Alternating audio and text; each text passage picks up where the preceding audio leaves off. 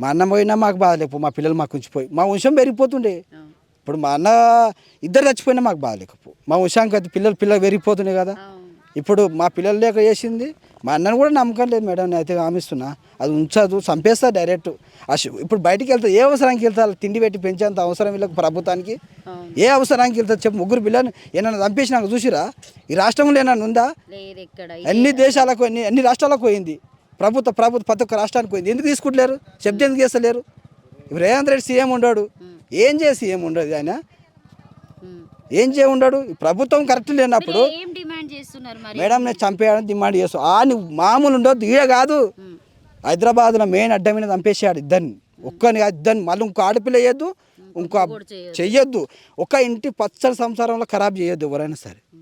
ఎప్పుడో ఈమె చూసి ఇంకో నేర్చుకుంటారు, ఆమెనే బయటకు వెళ్ళి వచ్చింది ఇదేంది మేడం. ఆమె డైరెక్ట్ చెప్తుంది, లాయర్ 10 లక్షలు ఇచ్చినా నేను బయటకు వెళ్ళి వస్తాను చెప్తుంది.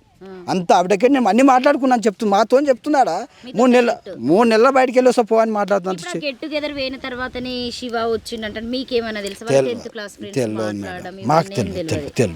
ఇట్లా దోస్తుల దగ్గర పోతున్నాం మరి మాట్లాడుతున్నామని. మా భార్య చదువుకుంది మేడం, మా డిగ్రీ ఫైనల్ కంప్యూటర్ నేర్చుకుంటుంది. నా భార్య మీద అనుమానం ఇస్తే మనం వేస్ట్ కాలం అవుతాం. మానవత్వం అయ్యింది మేడం, అనుమానం ఏంటుంది మేడం. తల్లి పెండ్లాం ఈ కాలాన సొంత అన్నదమ్ములు కూడా నమ్మకం కూడా అయిపోయింది. ఎందుకంటే సిచ్యువేషన్ అట్లా అయినాయి. కానీ యాక్చువల్గా ఇప్పుడు మా అన్న సంపాదన టార్గెట్ వేసింది ఆ శివకుమార్ గారు ఉంచాడు. ఇది బయటికి వెళ్తే మాకు ఏదో అపాయం జరుగుతుంది, మా కుటుంబానికి జరిగేటట్టు ఉంది మాకు యాక్చువల్గా.